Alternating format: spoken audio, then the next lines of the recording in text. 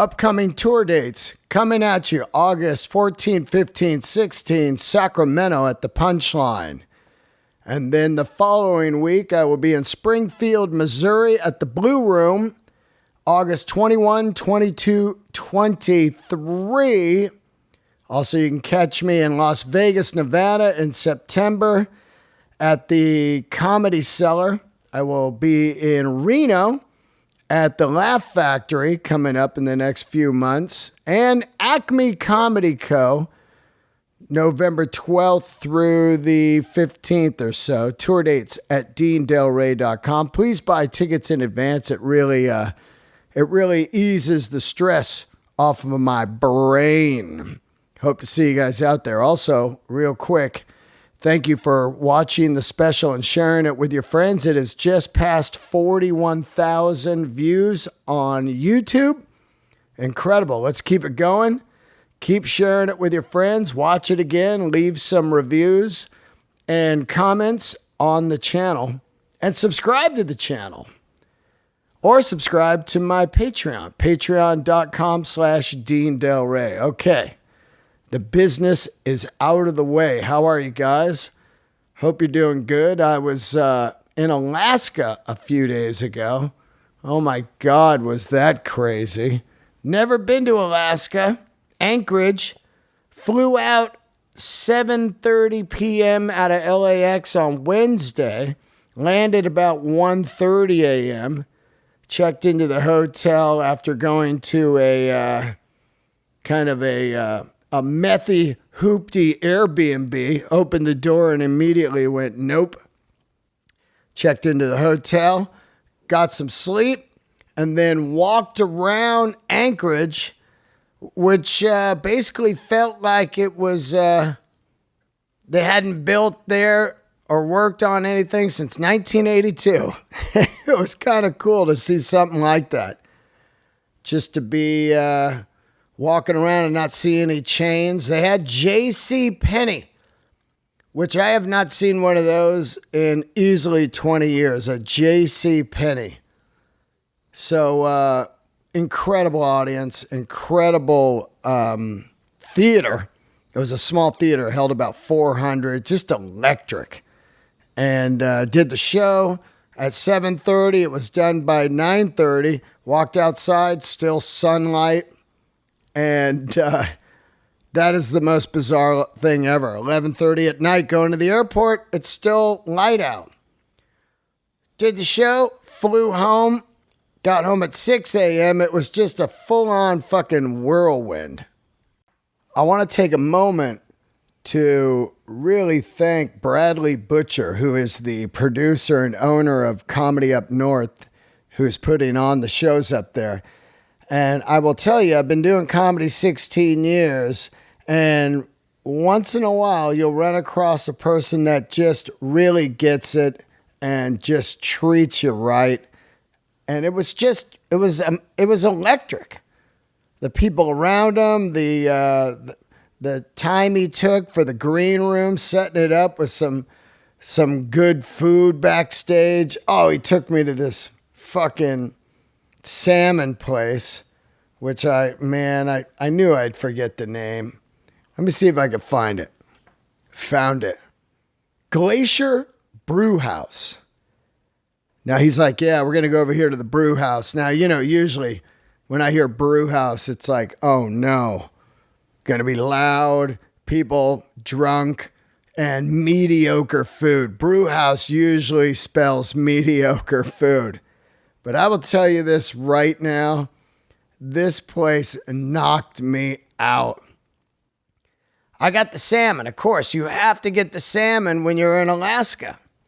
And the lady came over and she's like, do you want the king salmon? I go, what's that? And she goes, well, we have regular salmon and we have king salmon. I go, well, what's the difference? And she goes, the king salmon was caught about 2 hours ago.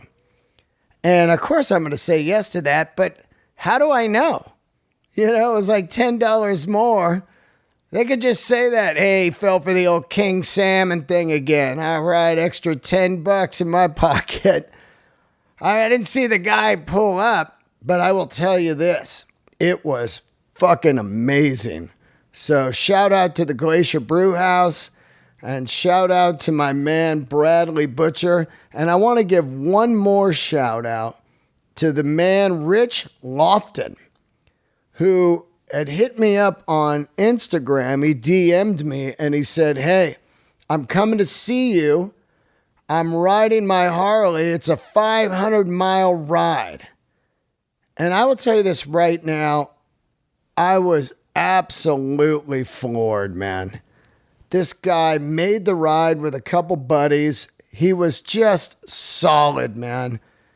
His Instagram, Love Adventure, Live the Adventure Life, Ambassador Rich Lofton on YouTube. So shout out to this man. Looks like he has a collection of great bikes, does all kinds of riding up in Alaska. Alaska is really, really bizarre. You know, I said yes to the gig, and I had no idea where Alaska was because I hadn't been there. I thought it was about 30 minutes after Seattle, you know. It turns out, no, it is not. Remember when Sarah Palin said, I could see Russia from my house? Fuck, you could. On a good day, man. It is far. And I'm looking forward to going back. I think I might be going back in January. But it was really cool to work all this new material up there. I did about an hour and 10 minutes trying to get ready to shoot the second special. And it felt good. There were some clunky parts, but I would say 90% of it was rocking. So feeling good about that.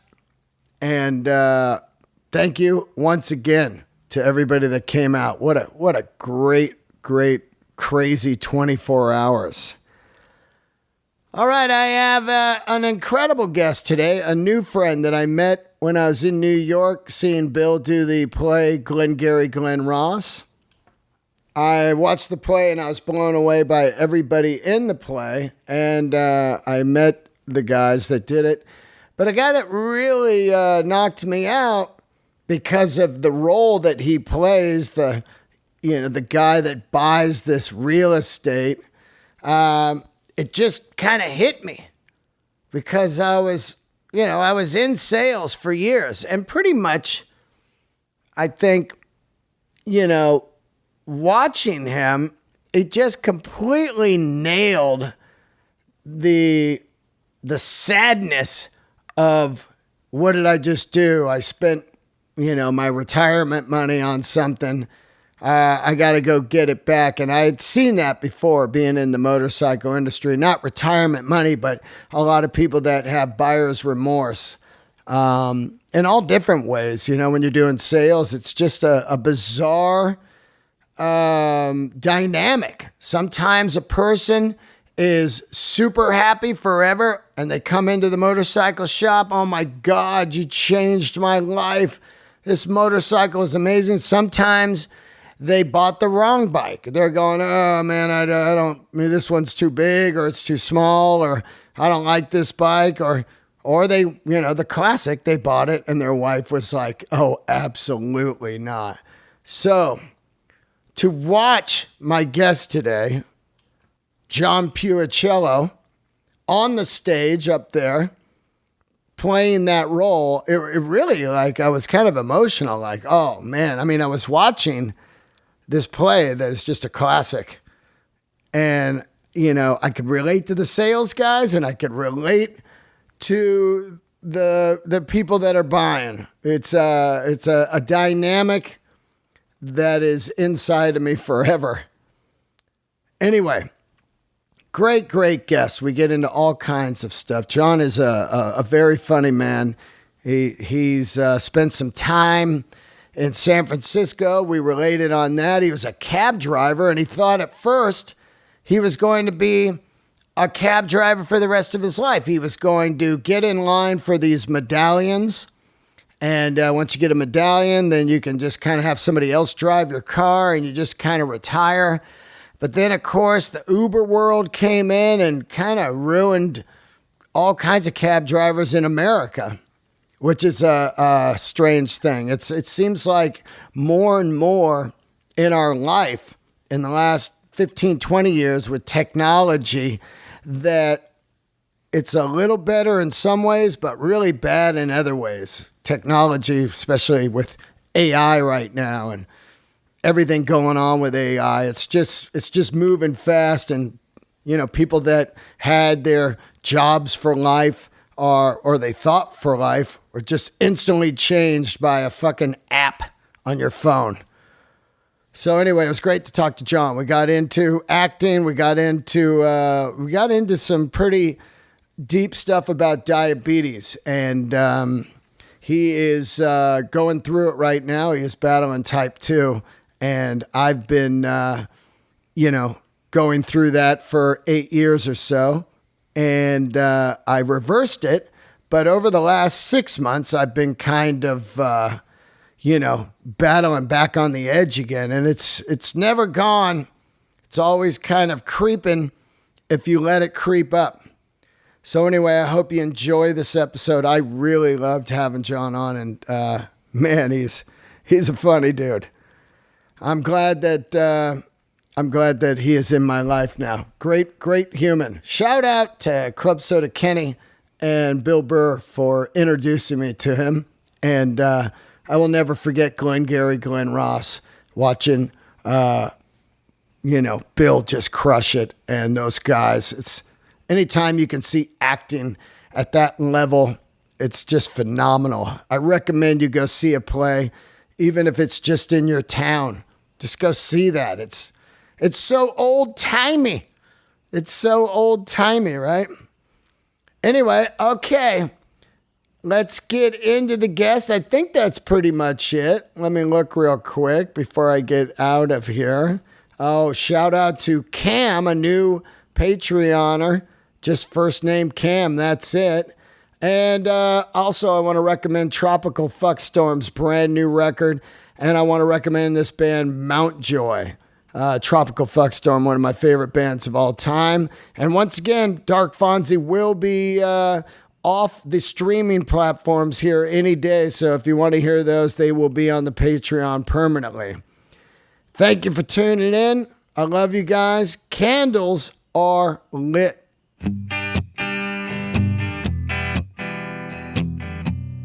All right, here we are, another episode of Let There Be Talk. We have a fantastic guest today. Introduce yourself, my man. My name is John Pirruccello. I'm me.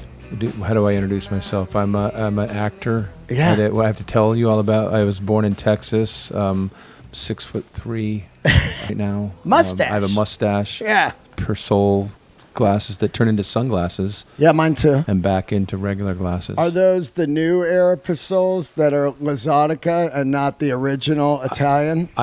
No. These. All I know is that you can't buy these anymore. I have to go on eBay and find them because this exact frame is not made anymore.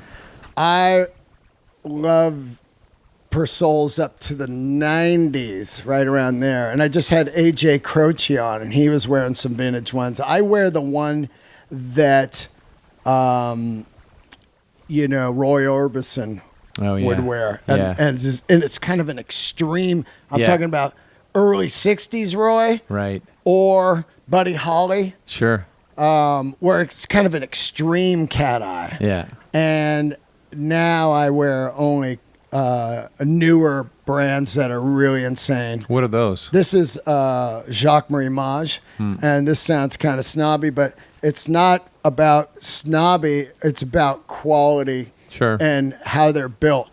Because the reason I love Persol was how they were built back in the old days. But after like 10 years, your skin kind of eats away at the acetate. Yep. And it kind of turns foggy. Yep. You can have them buff it up, but Yeah. Yeah, so you're like me. You search for the same one. Mm-hmm. But now I like all different shapes. And I'm also getting into lightweight frames now. Like I've been wearing chunky ones and putting dents on my nose.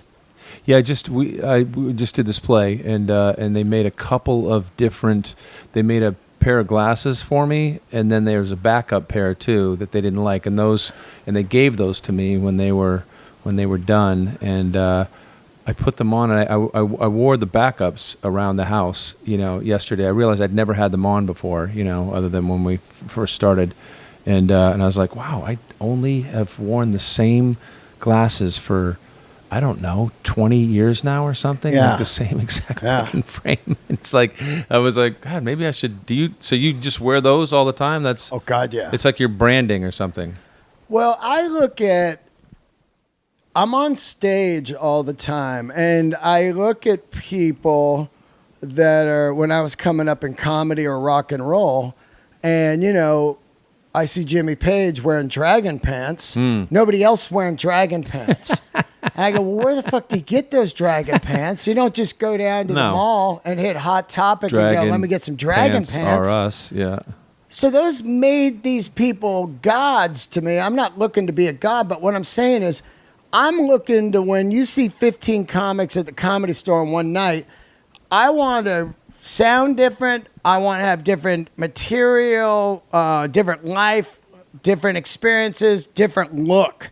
And when I started, everybody was wearing cardigans and wanted to be Daniel Tosh. And I didn't know who Tosh was when I started. And then when I saw Tosh, I go, oh, all these fuckers are just doing Tosh. Yeah. How come they're not doing them? Right. And I realized why, because they're young and they have not lived any kind of life, or they don't have flavor. A lot of people that are artists don't know how to put themselves together. I get it. But to me, I'd grown up around fashion of Bowie and Zeppelin and even AC/DC, Angus in shorts. That was nobody was wearing fucking shorts and rock. Shorts. Yeah. He's wearing velvet shorts. He's still wearing velvet shorts. He's still wearing velvet shorts. Yeah. And that's funny because we were just talking as we were getting coffee where you said you've been wearing the same stuff as junior high. And that's like a creature of habit. I get it. But recently in the last 6 months, I was telling you, I'm kind of getting into this mode of like no more logos on my shirts. Unless you're wearing a Club Soda Kenny shirt. Unless you are one of the fortunate few to have a Club Soda Kenny t-shirt, I wear mine. Yes. Hello. But well, I saw a cousin or an uncle of mine said once, you don't want people reading your shirt. You want them listening to what you're saying. Right. Right.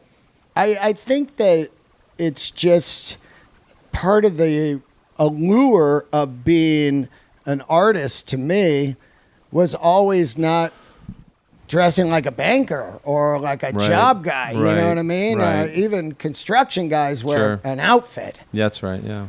So I don't know. It's just something that I absolutely love. I love fashion. I love design. I love architecture. And I love, glasses to me are man jewelry. A good watch and a pair of glasses and a pair of good shoes. Yeah. And that's fucking it. That's it. Yeah. And the fact is, with just the shoes, like you can tell what somebody's all about just by looking at their shoes. Well, that's how we met. Yeah. I mean, we met at the play. That's true. But we really hit it off because Bill and I were doing the Alex Theater in Glendale, and you came, and you're wearing Adidas Top Tens. Yeah. And immediately, look, I got goosebumps. Look at that. Because, I mean, dude, literal goosebumps. Wow. Because the sneaker lineage to me is so important in my life growing up in the 70s. 100%, yeah. You had the Chuck Taylor. Mm-hmm. Then you had the Nike Blazer high top. The Blazer. The white with the black stripe, leather. Of course, yeah. Then it comes the Dr. J. No, the Converse, yeah. Yeah. Unreal. Just unreal. All leather. Oh. Dr. J had the red ones. Yeah, with a red stripe and star. Come on, yep. Yep, and then... With those sort of parquet soles, That's with it, with the weird squares. The squares, yeah. And Bill has 2 pairs now. Oh, they're the best. They're the best. And then this shoe comes out called the Top 10. And it's funny because I remember Fahim Anwar, a very funny comedian at the store, got the reissue Top 10s like you have. And he wore them in a couple years ago. And I go, wow, Adidas Top 10. He goes, I don't know. I just liked them. They look cool. I go, you don't even know what the fuck the history of that shoe. And it was worn by the top 10 players in the NBA, but it was also known as the first $100 sneaker. Yeah. in like 1979 or 80. It's like, yeah, but around 80, yeah. Yeah. Because I know I was in high school, and John Eno, our point guard, Yeah. got him. And he was, in my little rural town in Vermont, he was far and away the best basketball player that town had ever seen. And I mean, he would go down to like the shootout down in Boston, and none of us are going down there, but he would go down. He was just aware of, when oh my God, his name just went out of my head. For the Knicks, the center. I'm not a Knicks guy. No, but he went to Cambridge Ringen Latin, and his name is, oh my God, he's huge. Patrick Ewing. My God. Oh yeah, Patrick And Ewing. So man. we knew of Patrick coming up in high school, and anyway, John Eno was a basketball fanatic, and when he got those sneakers, it was like, I mean, just even right now remembering them, it's like they're glowing almost in my memory. But these are all, I mean, those sneakers. I was shooting. What was I doing? I was shooting a movie in rural Illinois, like Champaign Urbana, I think it's called, and I, you have time to kill, and I went into just a thrift store, and there was those were sitting there on the shelf for like $50 or something. And the ones you got now? Yeah. Whoa! And so I was like, well, they're my size. I have to buy them, but I could never have those shoes. Like when at the time. When John Eno got him, it was like, and John Eno was not a rich kid, he lived in a little house, up on the hill, and but he had those sneakers because he knew what time it was and which sneakers to have. So I look back, like those Dr. J's and those I didn't know they were called top tens, but those sneakers, like they, I'll tell you a funny sneaker story. So when I was in elementary school, I went to a private elementary school, but I was there on scholarship. So all the rich kids, they weren't on scholarship, and I was. And the reason they knew that I was on scholarship is because, I was wearing Pro-Keds, right? Yeah. And ghetto. Yeah, I was ghetto. And they all had Adidas, right? And so, like, I came home one day, and, military brat, and I told my mom, I got the wrong sneakers, I got to have these Adidas. And she's like, okay. And so she took me to the base, and we went to the commissary, and she bought me a pair of Adidas. I remember they were white with two blue stripes and a red stripe in the middle, and they were leather. They were fucking gorgeous. And I wore them to school, and of course the first thing one of those kids says, he goes, those are the cheapest Adidas. Oh. Yeah. And so, but it was an epiphany for me. I mean, I think it's right then in elementary school, whatever that was, third grade or something, like a bolt of lightning. I was like, fuck these people. Like it really hit me. Like, I can't win this, and I don't want to win. I don't want to be on that, conveyor belt or whatever. He doesn't like my sneakers. Fuck him, And I think I just, in terms of my development as a person, I think that was an important moment that I had that reaction to it. And so then I had whatever fucking sneakers I wanted, and or that I could afford, and I didn't think about that after that. I almost went in the other direction. It was almost like I'll wear whatever the fuck I want, Yeah. I mean, to me, it wasn't important to like look what I have.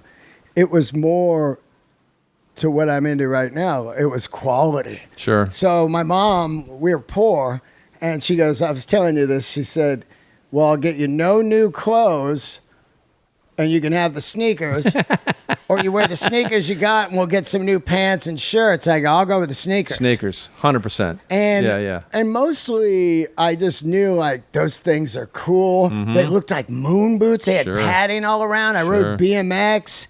I go, these are going to be great. Which sneakers were they? The top tens. Oh, you got the top tens? Yeah. How old were you? Whatever, the 8th grade, I believe. Yeah, it was 8th grade. Wow. Yeah. And so I had the shitty clothes. Yeah. And the pants with the fucking square torn out because it got in my chain. Yeah. My mom would always say, this is the funniest, like, tons of comics that grew up poor like me all had the same joke. The neighbor had school clothes. I just had clothes. Come home and change your school clothes. And, when you start comedy, you're like, I got this really cool original bit. And then you see 5 people do it. Because if you grew up poor, you understood. You get it, yeah. These are the same clothes. But my mom would always say, tuck your pant into your sock. And I'd forget and just get on the bike. And it would tear a perfect square Sure. out. But so No there I coming back was. from that. The square Nah, tore you're out. not coming back from that. Yeah, with the top tens. Yeah. But you know what? Another weird thing with me is I always kept the sneakers mint. Sure. I constantly cleaned Toothbrush. them. Oh yeah, toothbrush. Oh yeah. Fuck and yeah. even some white shoe polish. 100%. Yeah. Yeah. You kept them clean. Yeah. Yeah. And then Vans came out, and that was a game changer because I raced BMX Yeah. and I rode skateboards, and Vans was total California. Somehow I missed Vans, but I didn't miss I mean, I was in Vermont. I was growing by that point. We moved to Vermont when I was 12, and but I definitely got all those magazines. Oh yeah, you know, and, BMX Plus. Oh yeah, and I knew all those guys. I knew all the skateboarders. You know, like Alva and Peralta and all those guys. And so I'm watching them drain swimming pools, and you know, so I definitely was looking.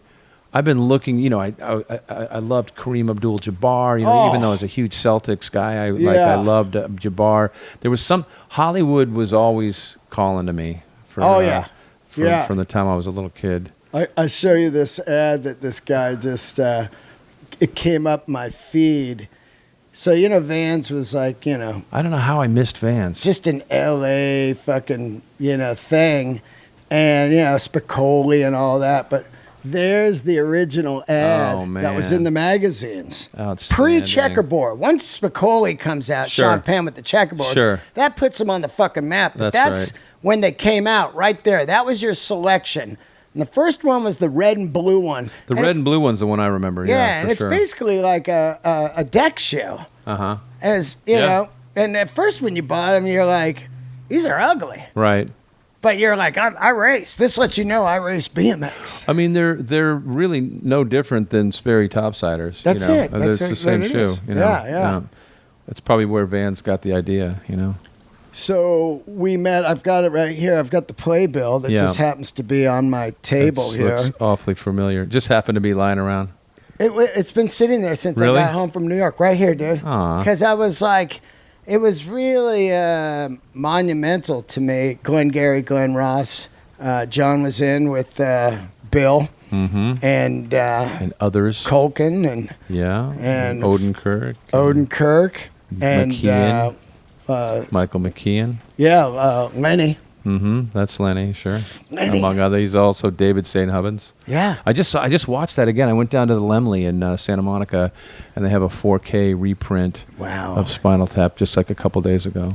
They got part 2 coming out. You know what's interesting? I played music forever, and you know, Spinal Tap, it didn't really light me up. You know, like, and people are like, well, you played music, you probably offended it. No, it was just kind of like, there's so much funnier stuff than they had. Right. That to me, it was more like almost in a hacky version of rock. Interesting. Like there's way deeper stuff, you know, like this amp goes to 11, you know? Sure, funny. But there's stuff that happens when you play music for years that is way funnier. You know, I was watching an interview with Nancy Wilson, and someone asked her what, you know, about the rock and roll experience, you know, and she said, just watch Spinal Tap.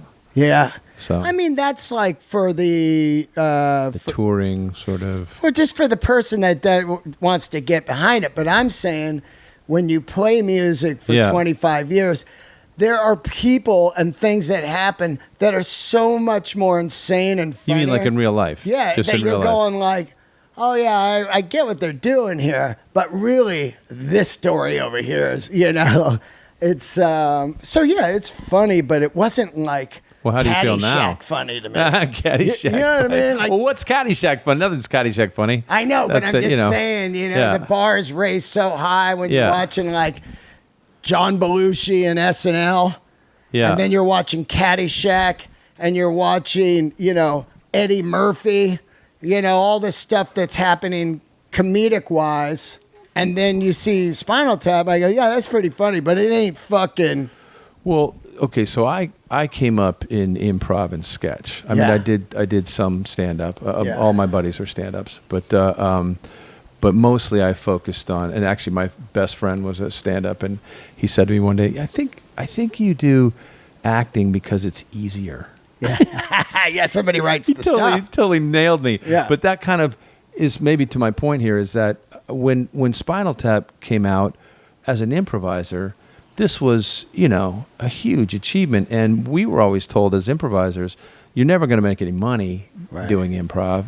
It's just something that you do for fun, which is kind of true. But, it's never going to be mainstream.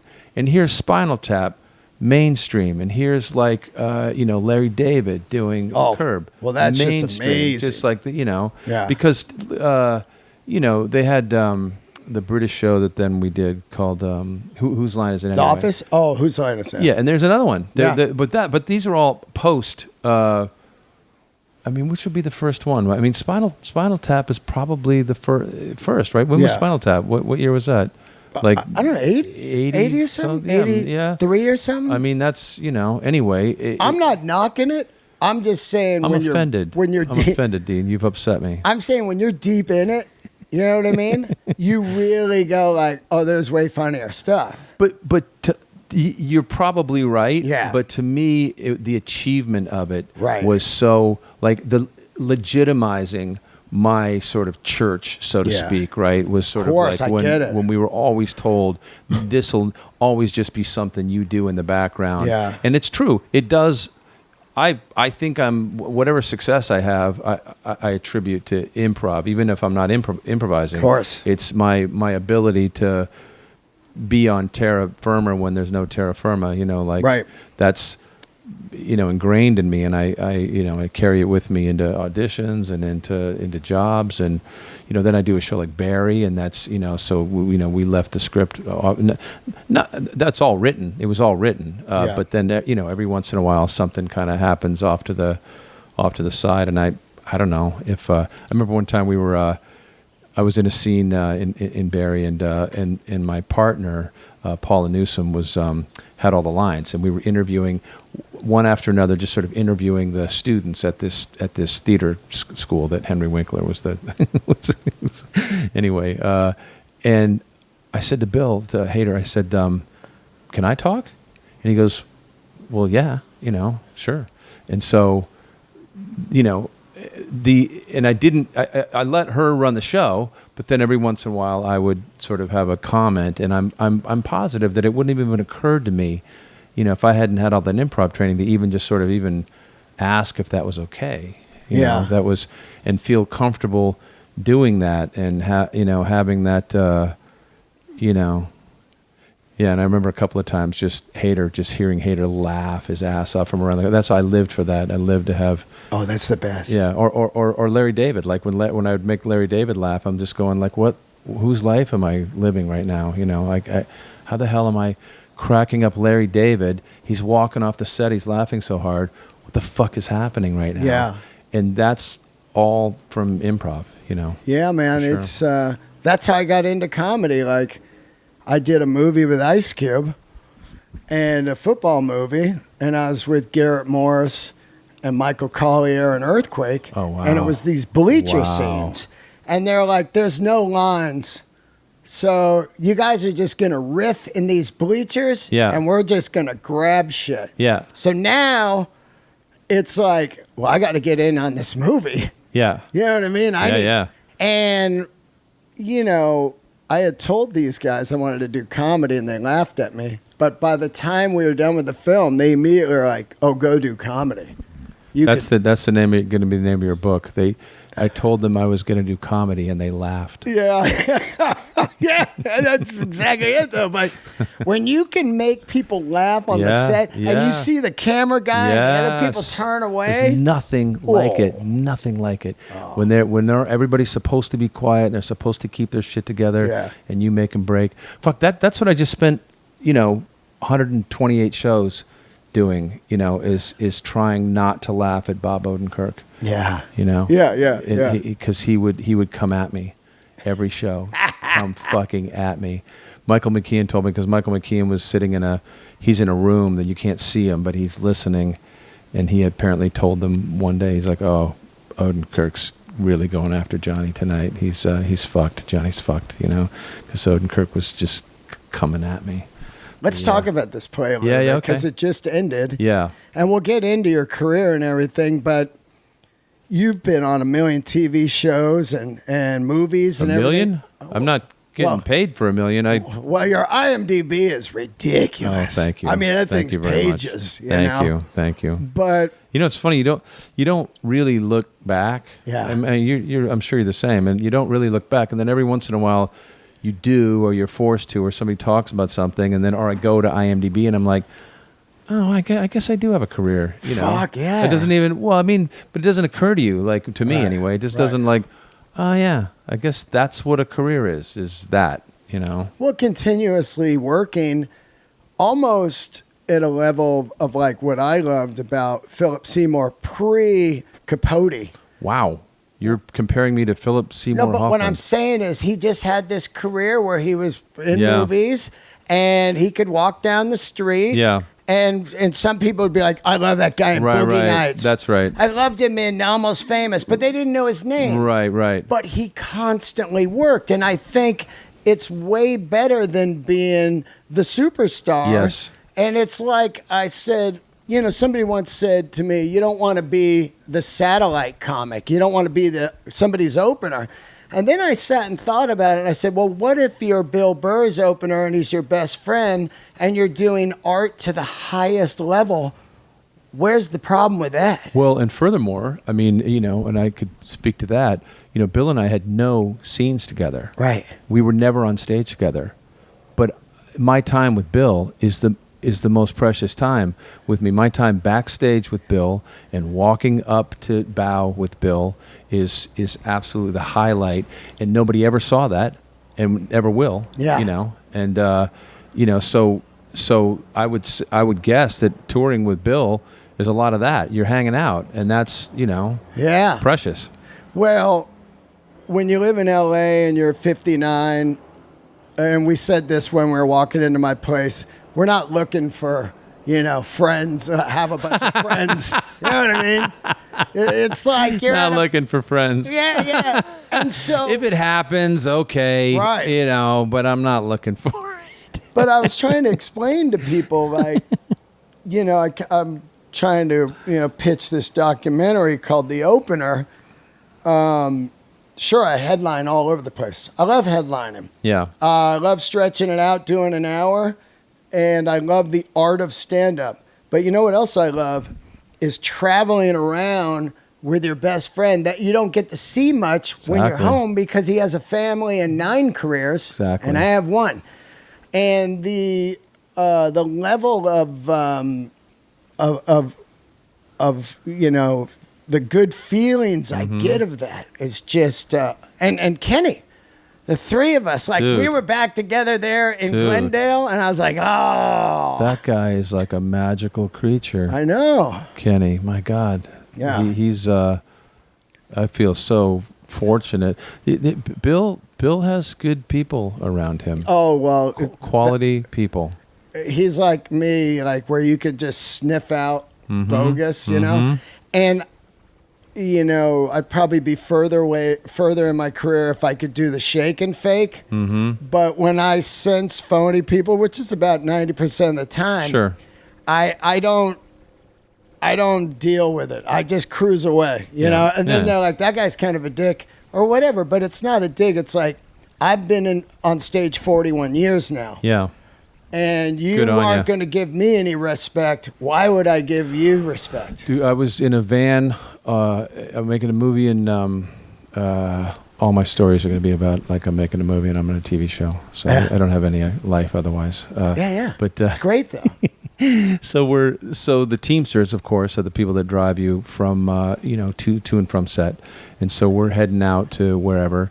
And this Teamster who, looks like a linebacker. He's got a neck as big around as your body, and a big, huge guy.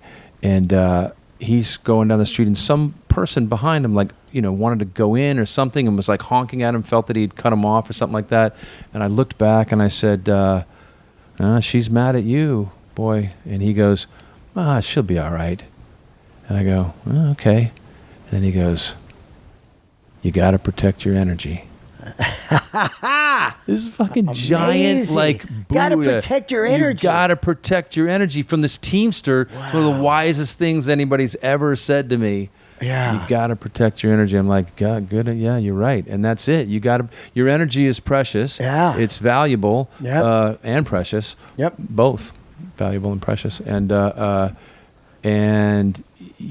you can't leave that up to somebody else to look after it. You gotta look after it, right? So the play, I start hearing about it about, I don't know, maybe a year ago. Bill's like, looks like I'm gonna, maybe do Glengarry Glen Ross, which is one of the greatest plays. Sure. And I'm like, no fucking way. Yeah. And I'm just so proud of him because there's like, another achievement in his career, That's right. And That's also right. when he does stuff, I learn from it, So slowly it starts to happen, and it happens. Mm-hmm. Now, I wanted to talk to you about how you got involved. Was it an audition or what was going on? Because that cast was insane. Well, David Mamet is a friend of mine. Oh, got it. And so he apparently recommended me for the part. And then the producer sort of contacted me and said, "You have this part." Wow. And I was like, I hadn't, Dave has said lots of things to me, and some of them happen and some of them don't. Yeah, we know how that is. Yeah, and so I always take all of it with a grain of salt, and so I was blown away. I remember I just had lunch with a friend of mine, and I'm in my car just trying to process that. Well, then I hear from my agent, "Yeah, you don't really have the part yet. You've got to put something on tape and send it in." The worst, right? I mean, it's like, you got it, you don't have it. Yeah, it was like a roller coaster ride. So I went, okay, well, that's more normal. The first thing wasn't really normal. So, okay, this is more normal. So put together, edited a little thing and put it together and sent it in, and then... From the play? Yeah. Parts of, yeah. And you knew which role it was. Yeah. Tell them which role you play. James Link, Lingk. You're the guy that gets burned on the properties. I'm the Mark. Yeah. Those guys are all salespeople, and one of them's a cop, and I'm the Mark. Yeah. Yeah. And I grew to really,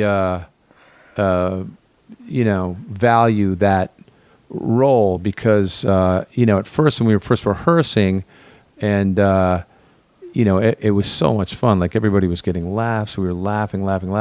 And I'm used to sort of getting laughs, right? Like I like to get laughs. And I would get laughs with my role. And little by little, Patrick would come and he'd go, "Okay, I don't want you to do this anymore." And I remember saying to him once, "So that's one of my last few laughs, Patrick. You're just going to take it away from me. Is that what we're talking about here?" And he's like, "Yeah, that's what I'm talking about here."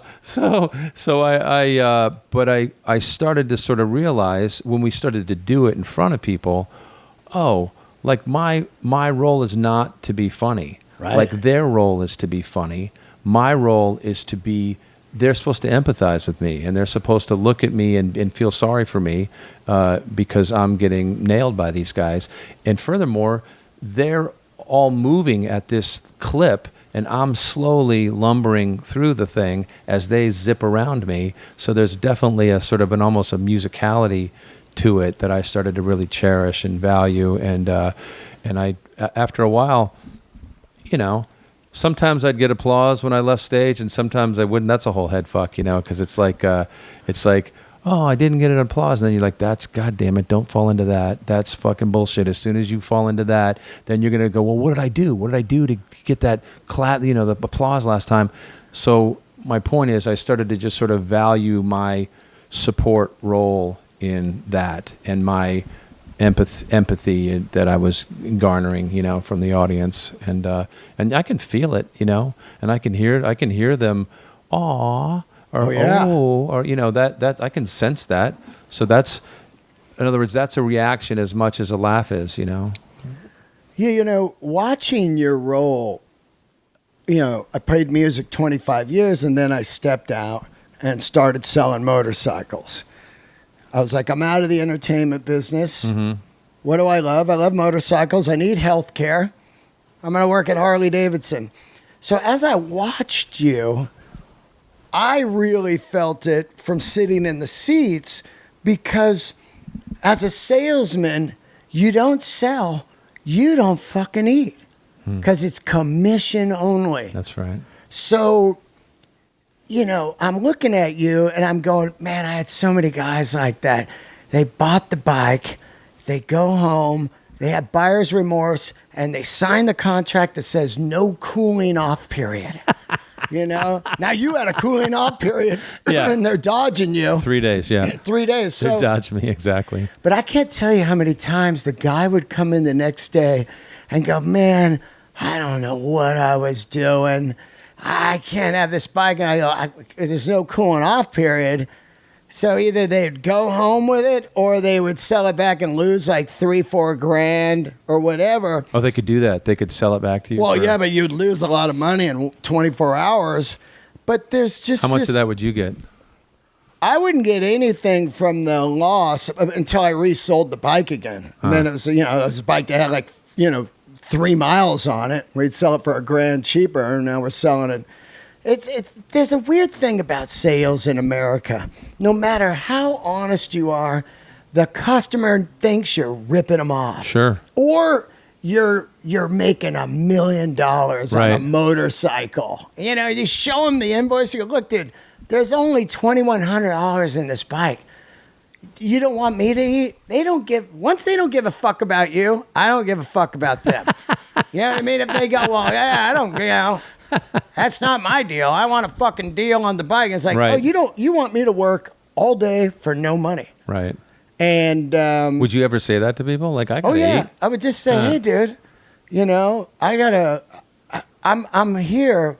I don't get an hourly. Yeah. You don't get paid by the hour. Right. You sell or you don't. So when I watched that play as an adult, because I saw the play years ago, and then I saw the film, and you really relate to what it takes to be a full-on salesman. Mm-hmm. It's just gnarly. But somebody like me with no other skills, I can talk. Sure. And I can, you know, and also I love what I'm selling. Mm-hmm. If I love this fucking motorcycle, you're going to love it. Yeah. So to watch that is, you know, I felt all these emotions in the crowd. And you were relaying them to me because I was like, God, this guy got fucking burned, you know? Yeah. I'm not burning people, but I know they go home and their wife right away went, what the fuck? Now, in my case, I thought about this. In my case, Ricky Roma comes over to my house, and my wife, Ginny, makes dinner for us. So she was there. Yeah. She was fucking there. He sold her, too. Right. And then in the morning, she's the one that's like, what do we do?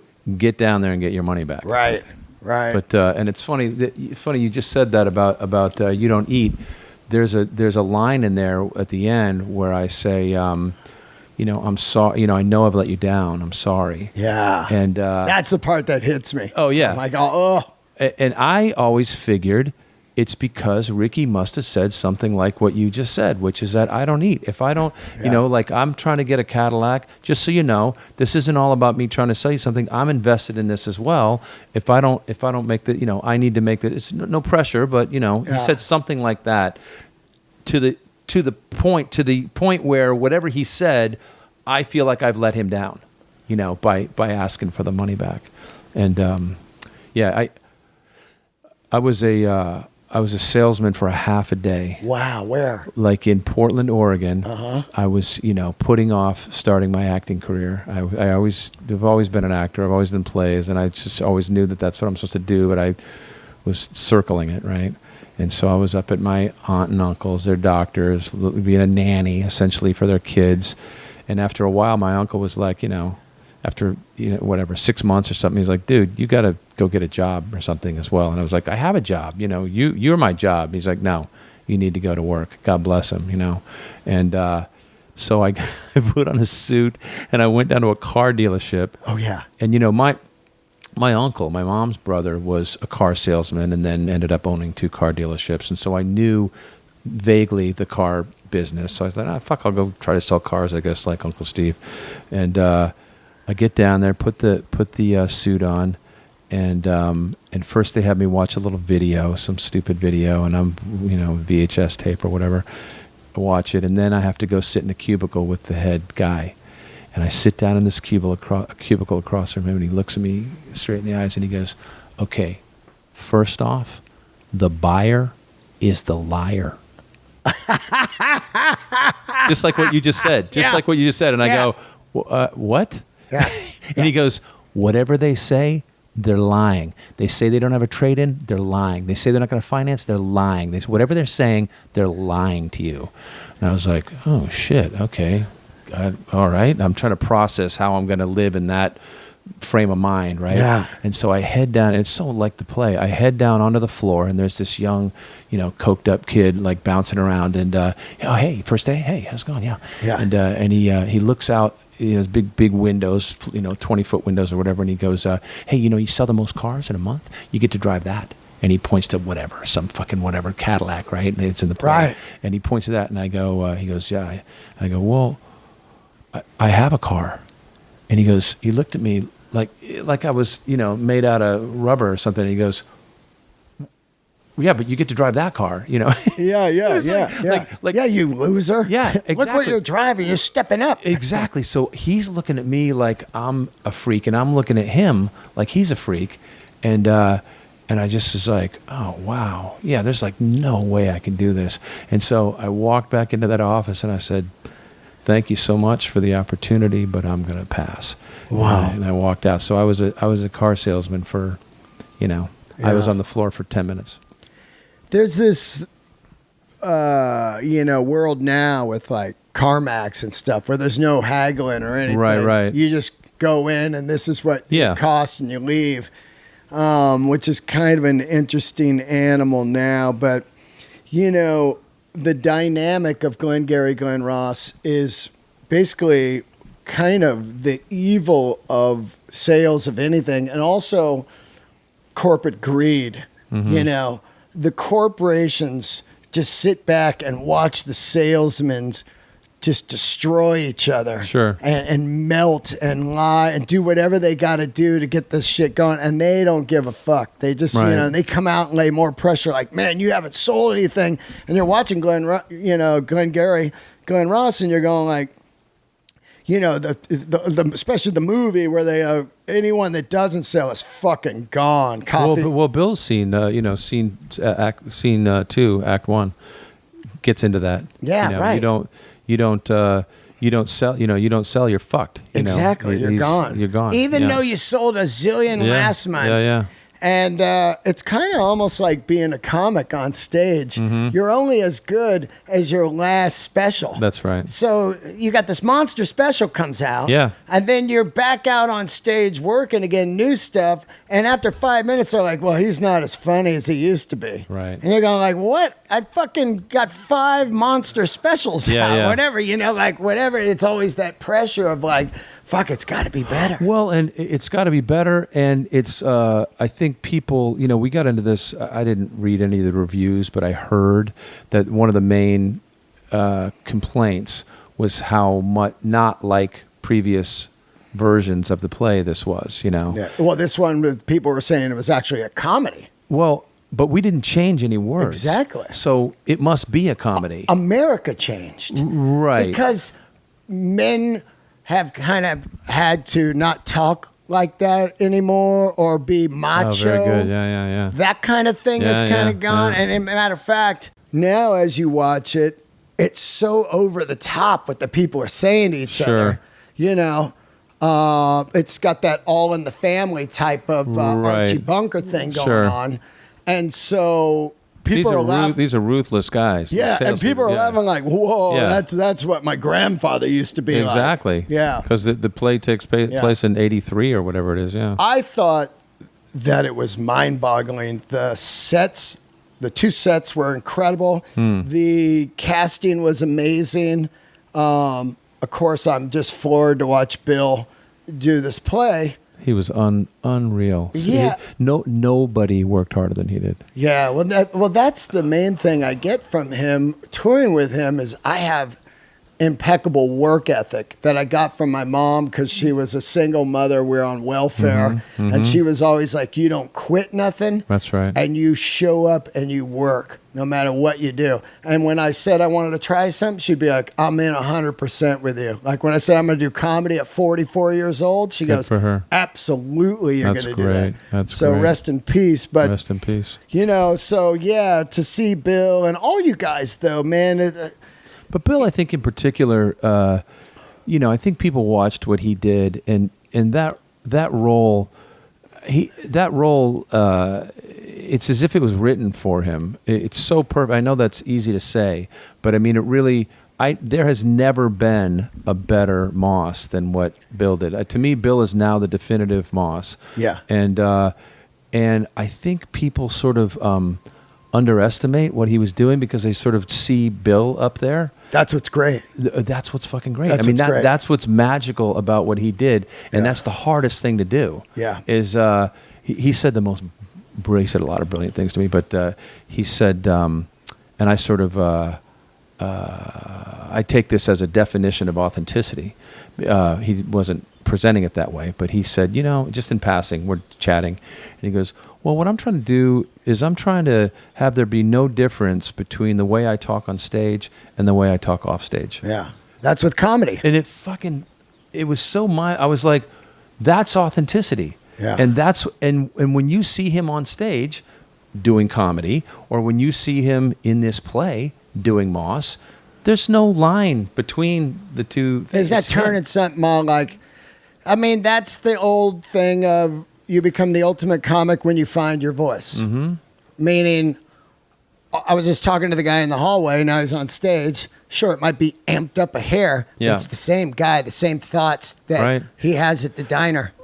Oh yeah, and hanging out, talk to him. Right. There's even overlap. You'll see. You know, it's almost like he's working out ideas like in conversation sometimes. Right. You know? And then I go see him, and there's that thing he was talking about.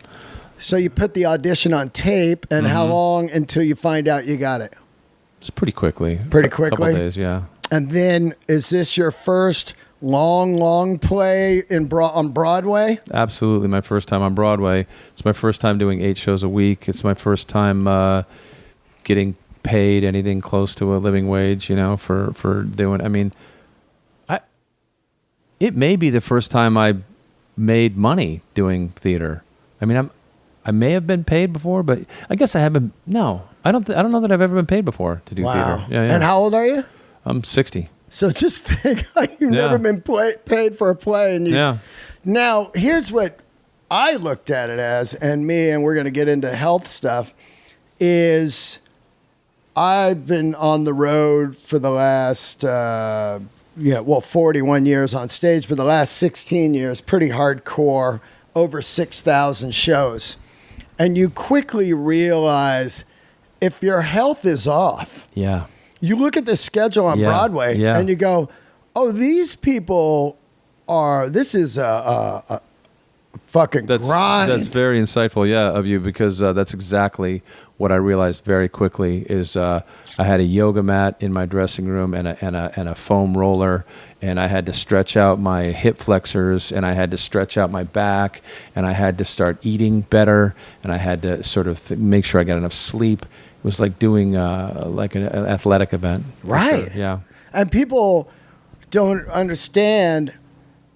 It's like some days there's 2 a day, and you have to, be on stage. You can't just, be at your desk looking at the computer. You're performing in front of people that paid money.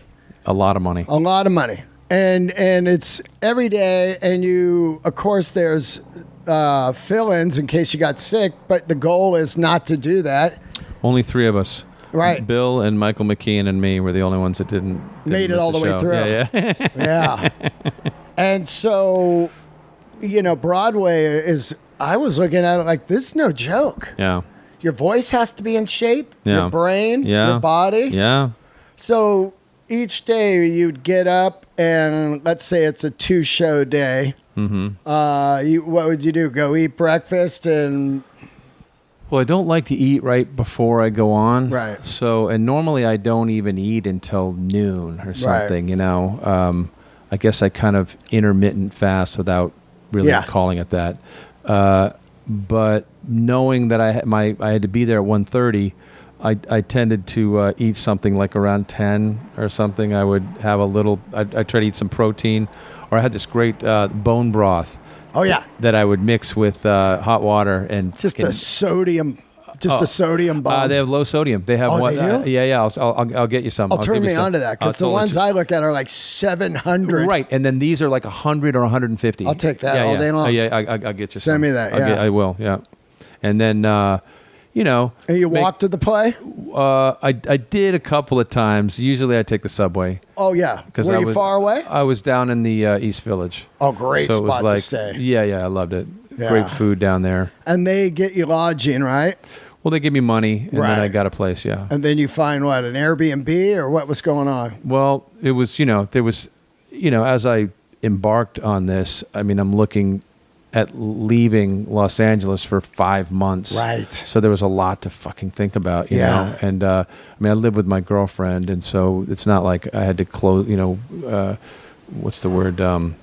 When you have a hurricane, what do? You batten down the house or whatever. But still, I had to get my affairs in order. Right. The plane could go down, so I had to have my affairs in order. And these days, it's so much easier as far as pay bills online and shit. Yes. Back when I toured, you'd have to have a guy go over, get shit out of your mailbox, and pay your bills. Yeah. Or you'd come home and everything would be off. Yeah. I mean, off. And you would have like bad credit because you were on tour. I just did a great set. Wow, that was a great couple of shows. I don't have any power. No power. And, 10 months, I've been gone 10 months at a time. Wow. Back in the fucking, late 90s, early 2000s. Yeah, I've never done that. That's, I mean, I had a wife and kids pretty early on. Right. And I joined the union in '96, and my first kid SAG? was born in was born in I just '99, but I just qualified for the equity health plan. What's that? That's the Actors Equity is the stage union. Oh wow! And it's fun. I was thinking about this. There's all of these sort of markers that you have, these things that you would consider the next step in success or a step in success or whatever. Like I always thought, well, I'll be a real actor when I'm in Actors Equity, like that'll make me a real actor. And then in 2020, I did a play, and I had to join Equity to do that play for a little 99-seat theater in called the Odyssey in West LA, and so. My point is it's sort of these things happen, and then I look back and I go, oh shit, that thing happened, that thing that I was going to be a bucket list thing or going to be, I'm in the, well, it never, like being on Broadway was such a big thing. It would be like saying, well, yeah, sure, I'd love to go to the moon.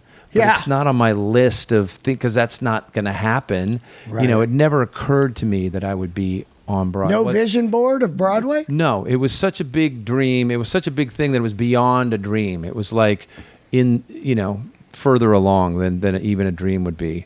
And I didn't bother to dream about Broadway. And here I am. I just was on Broadway. And my point is I have health insurance through the actors. Not only am I in Equity, I have health insurance through them. Is that forever? No, it'll be... I have health insurance through SAG, and I always have, but, it'll be a secondary insurance. I think it'll last maybe 6 months or something. But whatever. Unless you did another Broadway play. Right. Right. It's like SAG, if you don't make so much in a year, you lose it. You do. Man. And then you go to Cobra, and you're... And that's like $800 a month. Right. Fucking nuts. Yeah, the healthcare. We wouldn't even get into that, but what a mess. But... Anyway, so here I am, Broadway veteran with health insurance through the... Gotta have it, man. Equity. At 60, you gotta have it. It's a good segue into you were going to talk to me about diabetes. Yeah, do you have it? I do. Yeah. I'm taking insulin. Type 2? Yeah. Yeah. And you told me that you... Reversed it. You reversed it. So I want to know how you did that. It's super hard. Oh, I fuck it. All right, let's move on. Let's talk about something Well, else. everybody always, I give them pointers, and then they go, yeah, fuck Yeah, that. I'm not I'll gonna take do the insulin. Yeah.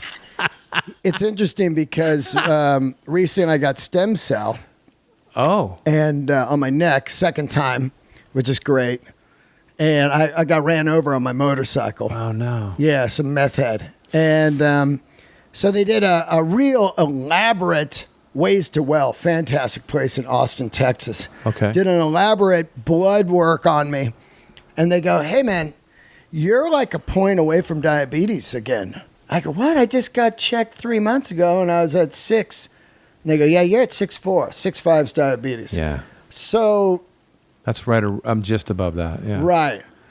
So the thing about it is, at the time I didn't have money for insulin. Mm-hmm. It was like literally $800 a month.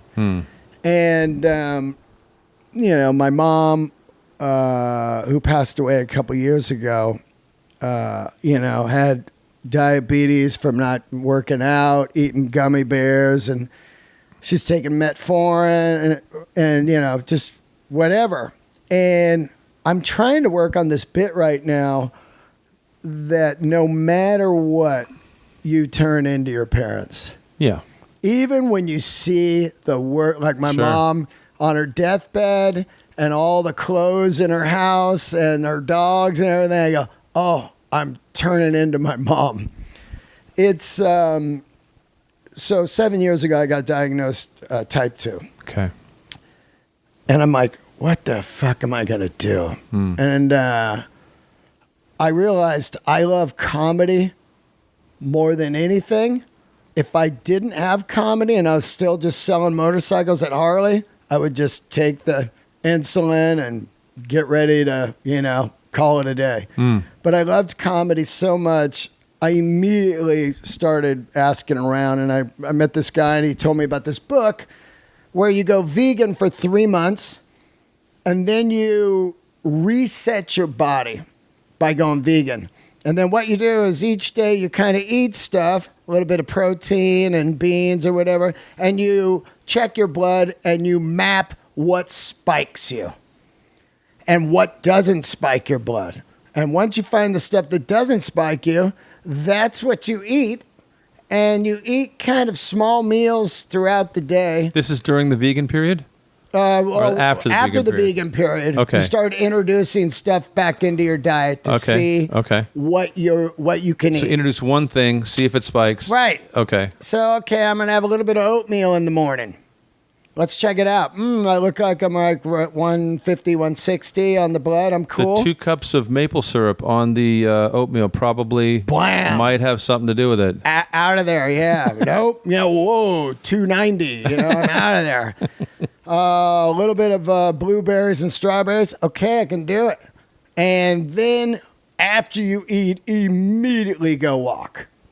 You start walking at least like a mile, around your neighborhood, and that jots down the spike, the insulin spikes, And then the gym 5 days a week. And I always tell people, they go, I just don't have. Yeah, you do. Because I do it for 1 hour. I go in, I do cardio. It doesn't have to be fucking fast cardio. Walking for 30 minutes. How much is the cardio? How long? 30 minutes. Okay. And then I do light weights for 15 minutes. Weights are super important with diabetes, super important. And then some yoga for 15, like stretching, a lot of stretching and stuff. And I dropped 40 in 3 months. Holy shit. Oh, man, let me show you a photo. 40 fucking pounds? Oh, yeah, 40. Dude. Let me show you a photo of me. Here. Fat Dean era. Fat Dean. Blow your mind. Remember Fat Dean? I liked Fat Dean. He was funny. He was jolly. That's what everybody always says. Kurt Fox always like, I like Fat Dean. Fat Dean. It's like, yeah, well, that's just saying you like me dead. Yeah.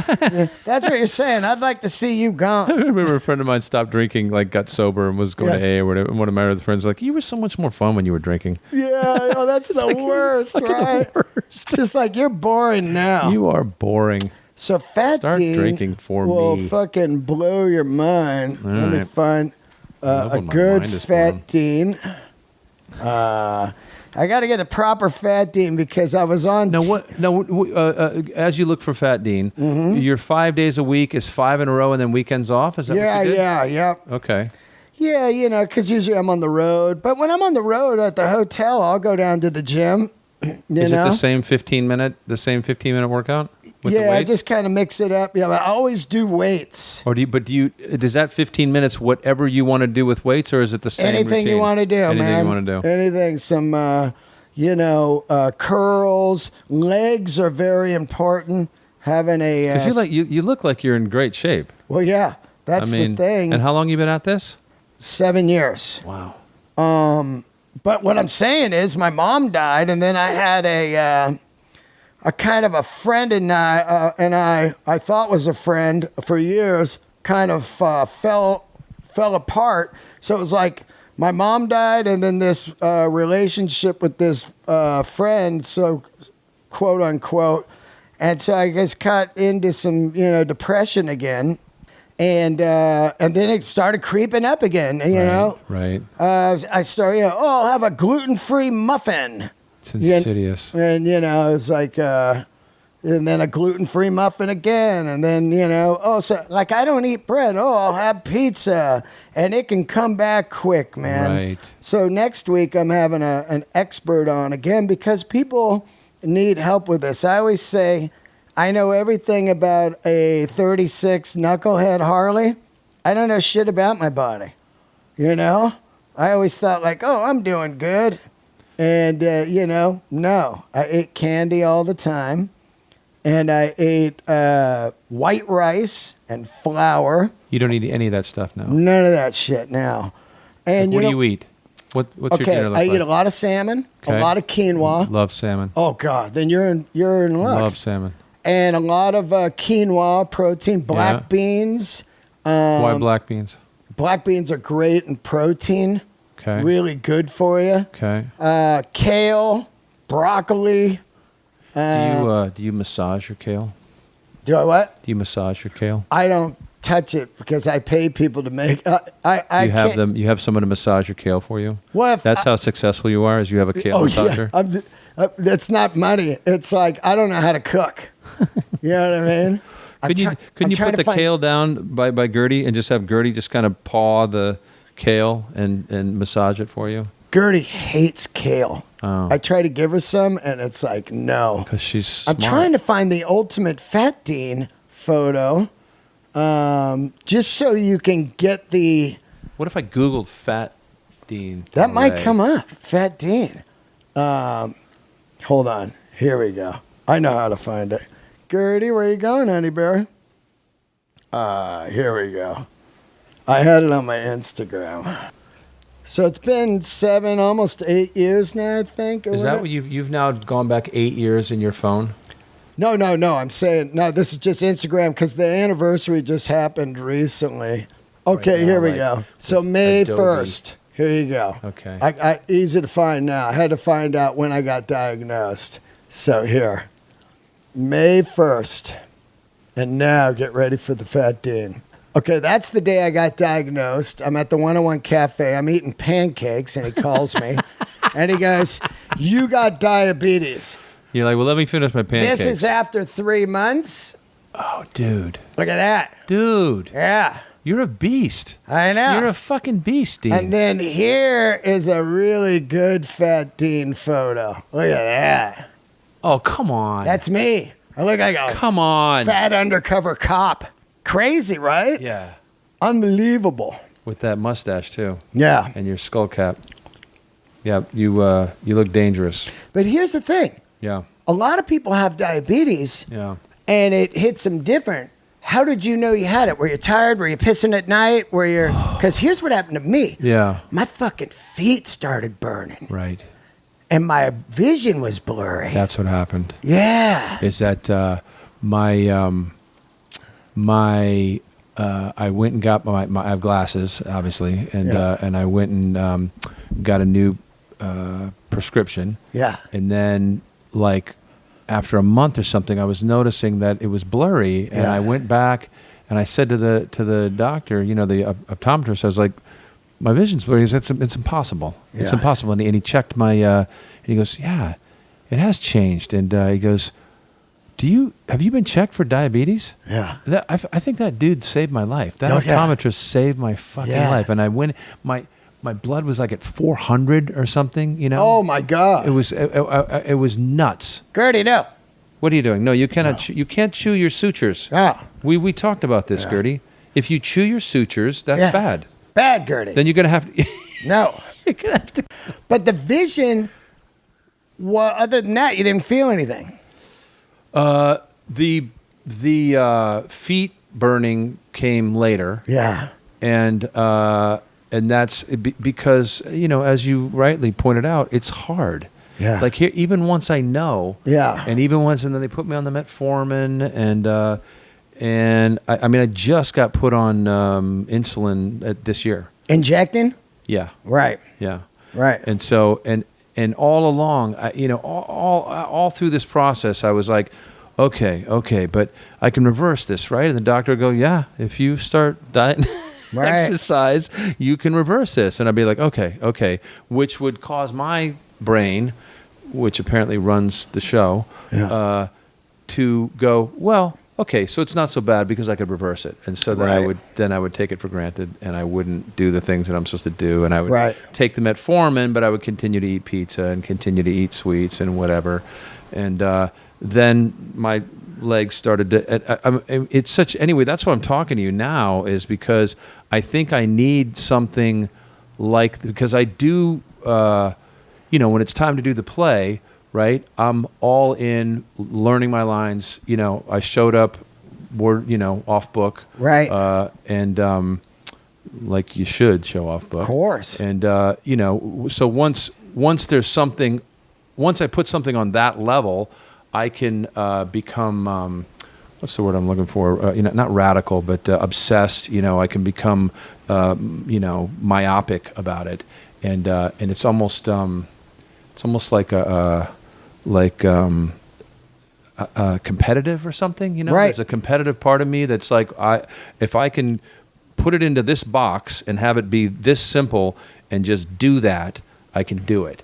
And that's why when you say, oh, I was a vegan for 3 months, I sort of perk up. I go, okay, I could fucking do that. I could eliminate. I'll give you the book. Yeah. Yeah. I'll take it. Yeah. Yeah. The interesting thing about it, and I think the thing I tell I'm people, going to give you bone broth with low Yeah, sodium, yeah. and you're going to give me a book. I tell people this the most. I don't think 90% of the people can reverse it until they deal with the other demons of why are you, because here you are, you huge. wouldn't have been, I wouldn't have been Huge. able to do Madison Square Garden or Hollywood Bowl or, LA Forum with Burr if I was dead. And people, they think, well, I just can't do that. I'll just take the medicine. Eventually, you have a stroke, a heart attack, or something.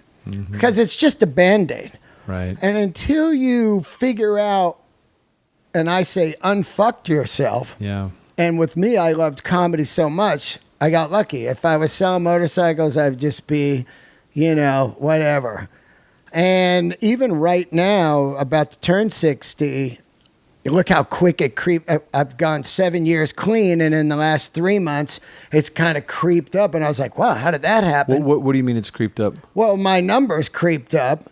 So I was 5'4" 2 years ago. Then I was 6. And So you went from 6'4" to 5'4", oh yeah, totally. and that was losing the 40 pounds. And Yeah, and then it creeped up, and then I know why it creeped up.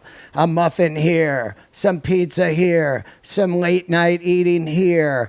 Missed the gym 3 days. I can just see it. I go, oh yeah, there's no reason other than this. And so now I'm back on a hardcore regimen, of eating crazy clean, It's funny. I would sit in that green room, our common room, and Bill and Odenkirk both are on like a health, Right. They're on a health trip, and I would watch. Well, Odenkirk had a heart attack or something, right? Dude, that guy is so fit. God bless him. he would bring it because there's just a constant stream of cakes and people giving us stuff. I was in there. Fucking, I couldn't you believe see, it. Like Cookies. piled cookies. I couldn't believe cakes. it. It was like it was a diabetic nightmare. Yeah. And Odenkirk would bring in sugar-free sodas and fruit and healthy things. But what I noticed about both of them is they both have a discipline that I haven't gotten in touch with. Right. You know? And like if I'm sitting there talking to Bill and I'm looking down at the cakes and I see Bill look down at the cakes and I go, he's looking down at the cakes and he's looking back up at me. And that's it. And I went, oh, okay, so I could do that. I could just, same with Odenkirk. Like, I'm not going to reach over and I'm not going to grab a cake in front of Bill because Bill's, having willpower. Yeah. I'm going to have willpower. I remember one time somebody made a pie or something and brought it in. And Odenkirk looked over at the pie and he goes, someone make that? And that was always my rule, right? Before this play, my rule was if you made it and you offer it to me, I can have a bite. Yeah. And that's it. Well, that just went out the window with this fucking play. Like you were saying, little by little, you just kind of make these little compromises. That's what happens. And then the thing's gone. And Odenkirk looked down at the cake or whatever it was, and then he has to go be on stage. He's the first person on stage. And so he looked at it, he went up, did his thing, come down, and then he cut himself a little slice. And I remember thinking, okay, so he brought it to a conscious level, said to himself, I'm going to have a slice of that, but I'm not going to have it now. Right. I'm going to go do my thing, and then I'm going to come back down and have a little slice. Like even that level of consciousness, I admire that, right? Or I want that. I want to have that. What both of them seem to have, a level. I mean, they're not perfect, but both of them have a level of discipline that's greater than mine. And I also look at those two guys, and I know what's going on.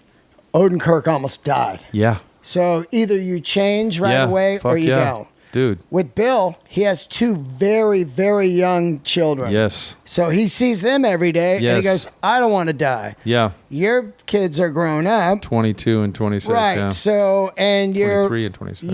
You're getting older, and your metabolism slows down, and it just, your willpower is, you need some, like most people, here, I'll tell you a great thing. So the doctor goes, you got diabetes. Okay. And I go, what do I do? And he goes, I don't know. Die. That's the bit. He goes, you got to hire a nutritionist. And I just give the diagnosis. So I got lucky and ran into a friend. He gave me the book. I changed my shit. I went back in there in 3 months to get retested, right? Yeah. And when I walked in, he went like this. Whoa. Nice. And I go, what's up? And he goes, you know how many people I tell they have diabetes a week in here? He goes, at least 20. Wow. And I go, what? And he goes, yeah. You know how many people do anything about it?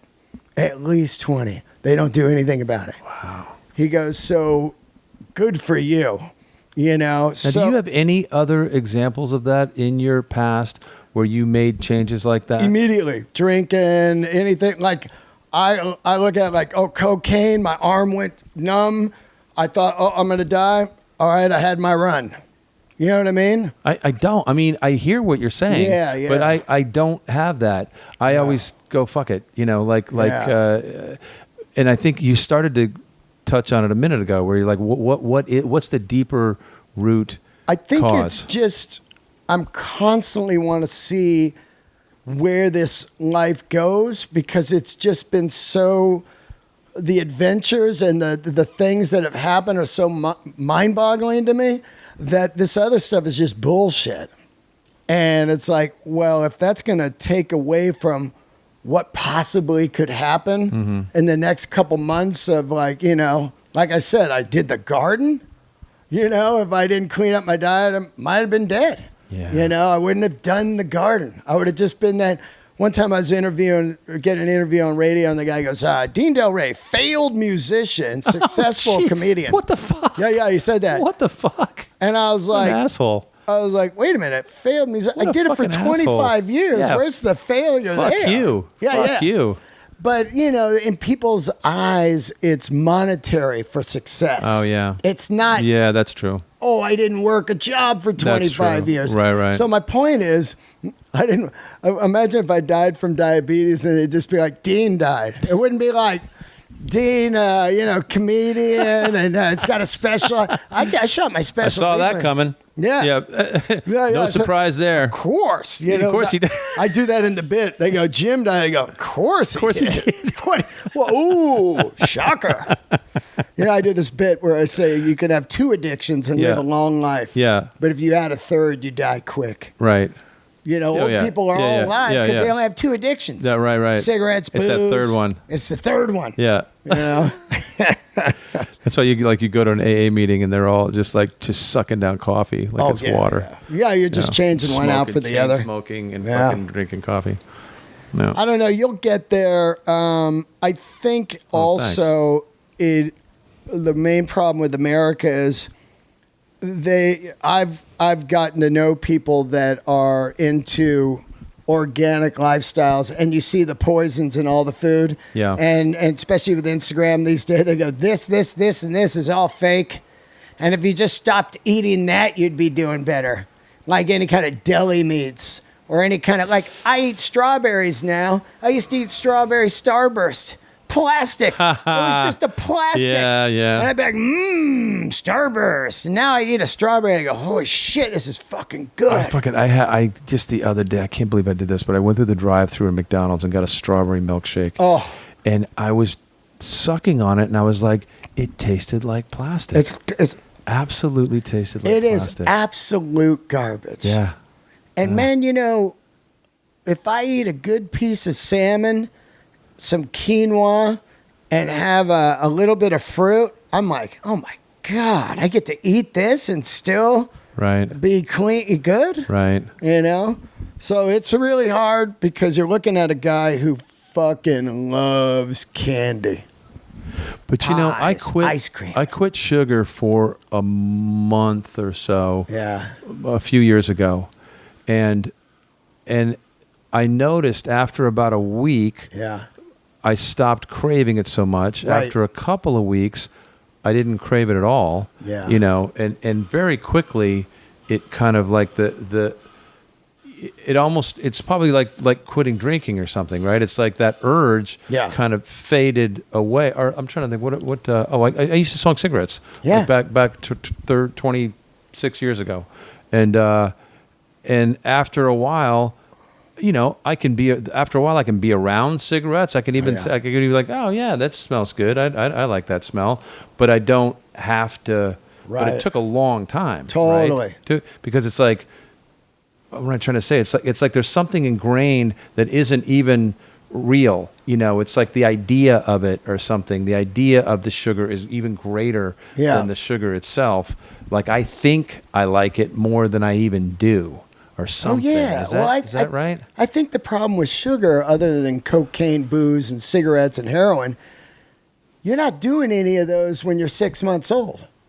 Sugar, very good. You start around 6 months old. Yeah, very good, yeah. And it's in everything your whole life. And it's there because, I think, in a lot of cases, because the food is so shitty and so processed and so bland that they just throw sugar on it. So you're eating this, it's like this coating over this shit. It's like shit coated with this sugar. So That's it. We got to make this shit taste okay. Yeah. And then you're addicted to sugar. Yeah. It's a... And then when I ate sugar after quitting it, it was like my blood was vibrating. Oh, it was so potent and powerful. Totally. It was like kind of scary. Which is why I keep asking you, how did you do this? Because, you would think an experience like that would be enough to shift my behavior. Of course. And it just isn't. Well, you got other demons, I'm sure. You know what I'm saying? Huge, yeah. So that's the problem. Right. Like I said, and I say this over and over, if I didn't have comedy, it would be hard for me. But I love... and also in this day and age where we could just be nuked tomorrow or whatever. Right. I want to continue doing art. And I am working on a bit now where if we die, in the next year or so, I'm going to be pissed that I quit sugar the last 7 years. You know what I mean? Because I'm going to be like, damn it. I could have just rocked it till the end. I could have died fat. I could have just rocked it till the end. I'm not trying to live to be 100 anymore. It was only going to be 64. Only somebody would have told me the date, or Yeah. even a window. Just Yeah. giving me a window of 6 months or something. Yeah, he goes, you got diabetes, but guess what? In 6 years, the Earth's going to be gone, so just ride it. Ride it out. I'd be like, fuck it. Love it. But I Thank will you. tell you this.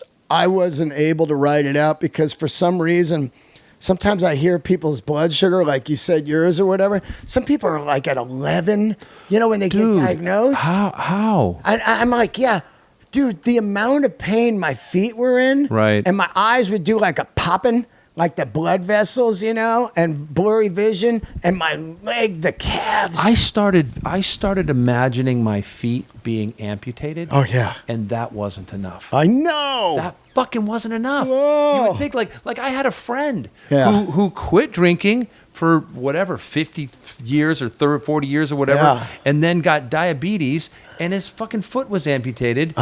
So I know somebody whose foot was amputated and it still isn't enough. What know. the fuck is wrong with me, Dean? It's gnarly, man.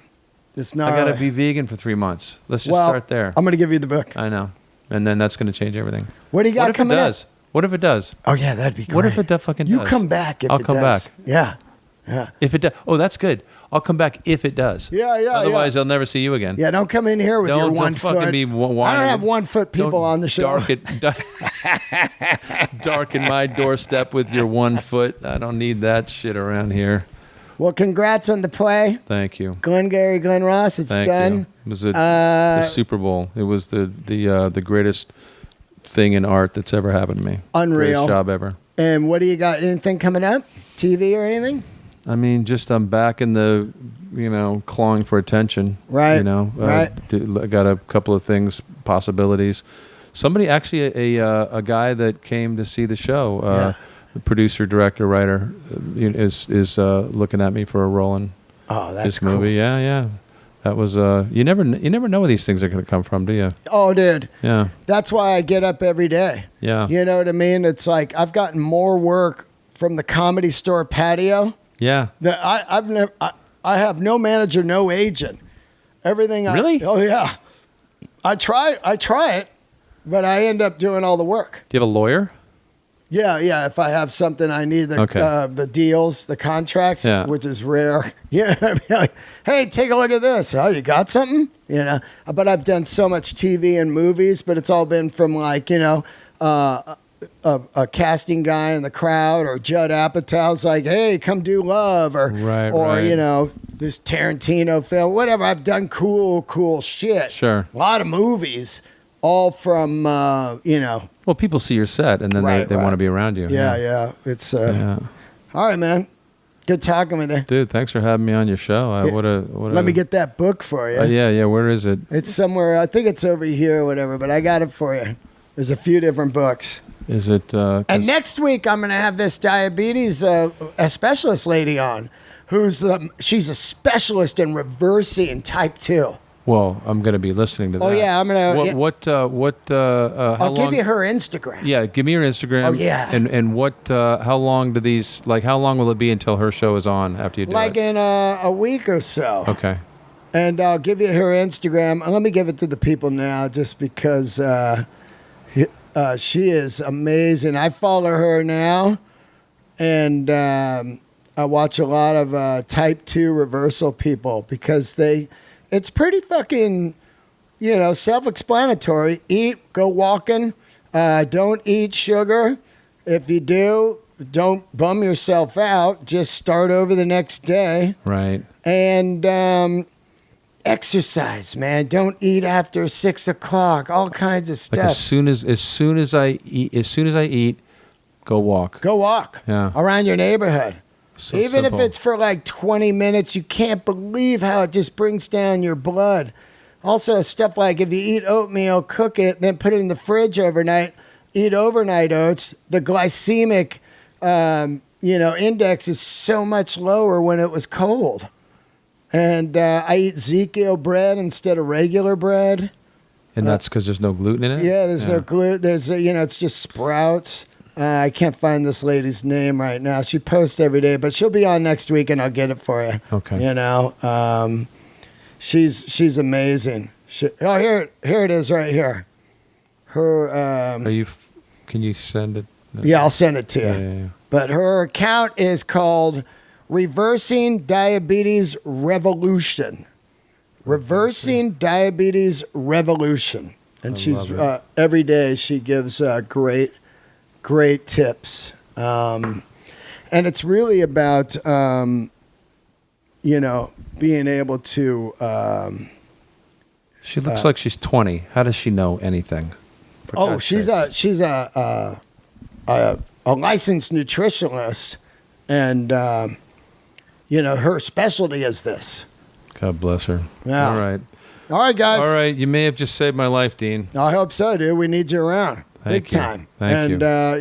And you want to do some more fucking Broadway, so that's right. Do it for yourself. Thank you. Thanks for tuning in, everybody. Make sure you check out my comedy special, 5836, on YouTube, produced by the great Bill Burr. And I will be in Sacramento coming up, Reno, and Minneapolis, all kinds of stuff, DeanDelray.com. See ya.